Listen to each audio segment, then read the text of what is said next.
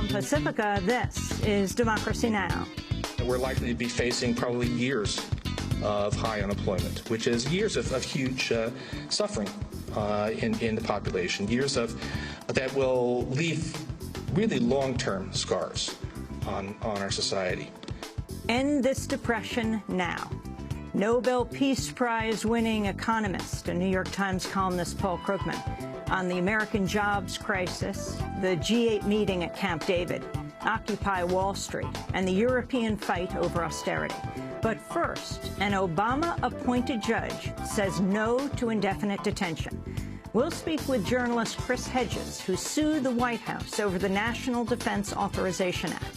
The law authorized the military to indefinitely detain anyone considered a terrorism suspect anywhere in the world without charge or trial. It's clearly unconstitutional, for starters, but secondly, it is a huge and egregious assault against our democracy. It overturns over 200 years of law, which has kept the military out of domestic policing. All that and more coming up.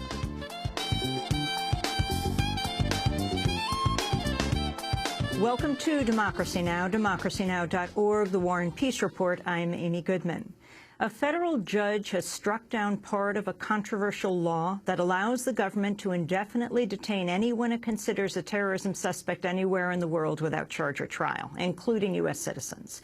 The ruling came in a lawsuit challenging the National Defense Authorization Act, or NDAA, filed by a group of journalists, scholars, and political activists. Judge Catherine Forrest of the Southern District of New York struck down the indefinite detention provision, saying it likely violates the First and Fifth Amendments. Judge Forrest rejected the Obama administration's argument that the NDAA merely reaffirmed an existing law recognizing the military's right to perform certain routine duties. We'll have more on the NDAA after headlines. The financial giant J.P. Morgan Chase continues to suffer losses on the risky derivatives trade that initially cost the company at least $2 billion. J.P. Morgan has now lost an additional $1 billion since the loss was disclosed a week ago. Meanwhile, a group of shareholders have filed a class action lawsuit accusing bank executives of misleading investors about the loss. The suit accuses J.P. Morgan of failing to properly disclose the risks involved in the firm's trade. The Justice Department is now probing J.P. Morgan amidst new calls for tougher regulation of Wall Street. The Drug Enforcement Agency has confirmed its agents were on board a U.S.-owned helicopter with Honduran police officers when 4 people on a boat were shot and killed. 2 of the victims were said to be pregnant women. Officials from both countries say Honduran officers carried out the shooting after the helicopter was shot at first. The victims were reportedly suspected of carrying drugs, but local officials say they were innocent fisher people. On Wednesday, Honduran protesters in the Indian Mosquito Coast region reacted to killings by burning government offices and demanding the exit of U.S. agents. The U.S. military has announced plans to deploy a combat brigade to Africa beginning next year. On Wednesday, the Pentagon said small teams of soldiers operating out of the U.S. Africa Command will be sent around the continent to conduct training and take part in military exercises. U.S. Special Forces and military advisors are currently in Uganda carrying out operations and training African Union troops. In Chile, a crowd estimated at over 100,000 marched through the streets of Santiago Wednesday to support the demands of the nation's students. It was the second major student protest of the year after months of demonstrations in 2011 opposing student debt and the privatization of education.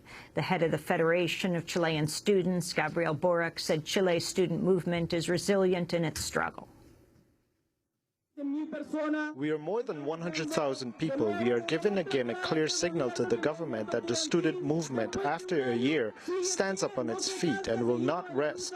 We are still in the fight. Democratic Congressmember Dennis Kucinich has announced his retirement from Congress rather than seeking a new term. Kucinich will lose his longtime Ohio seat under Republican-mandated redistricting at the end of the year. He recently lost a primary to another Ohio Democrat, Marcy Kaptur, in a redrawn district. Kucinich had been considering running for one of Washington state's vacant seats, but on Wednesday announced he'll step down instead. Kucinich said, quote, "I have decided that at this time I can best serve from outside Congress. My commitments to peace, to workers' rights, and to social and economic justice are constant and are not dependent upon holding an office," he said. On Wednesday, Kucinich spoke out against war funding on the House floor. We spend trillions of dollars for war and to wage violence thousands of miles away. And we become anesthetized to the violence of war against millions of innocent women, children, and men abroad. It's no wonder that we're grappling with how best to deal with domestic violence.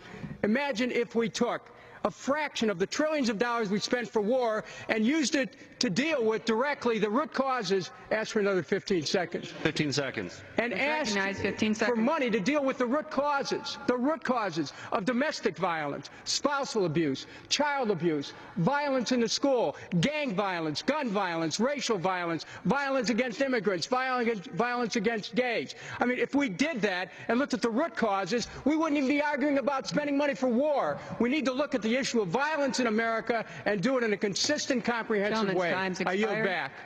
In Arizona, fire crews are battling a series of wildfires that have swept across more than 30 square miles, fueled by high winds.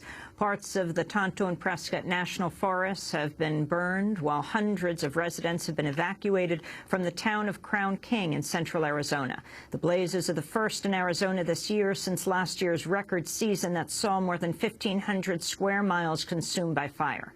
Joe Reinars of the U.S. Forest Service said some areas remain too dangerous for crews to enter. This basin that we were worried about last night just coming out, we said 1 to 4 days. It didn't go today, so we passed the 1-day mark. And what we're doing right now, they just ordered 6 air tankers to be putting retardant along here to keep that checked up as long as we can. And one of the reasons we're doing that is we don't want it in there for one. We're not sure that that's going to stop it until we get boots on the ground, but we can't go in there when there's a high probability it's going to take off. Vermont has become the first U.S. state to ban the natural gas drilling practice of hydraulic fracturing, or fracking. On Wednesday, Vermont Governor Peter Shumlin signed the measure into law at a ceremony attended by environmentalists and a group of high school students who pushed for the ban. This bill will ensure that we do not inject chemicals into groundwater in a desperate pursuit for energy.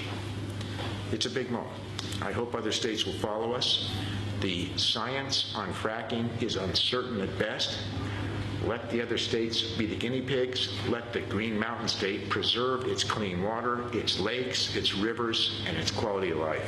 New U.S. Census data shows for the first time in U.S. history, white births are no longer the majority. Non-Latino whites made up 49.6% of births during the 12-month period ending last July, while people of color, including Latinos, African Americans, Asians, and those of mixed race, made up 50.4% of births.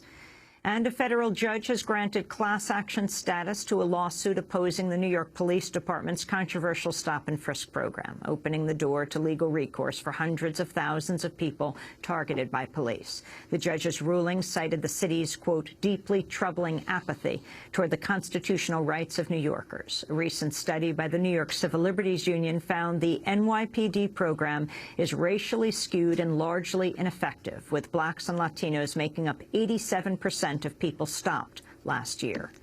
And those are some of the headlines. This is Democracy Now!, democracynow.org, The War and Peace Report. I'm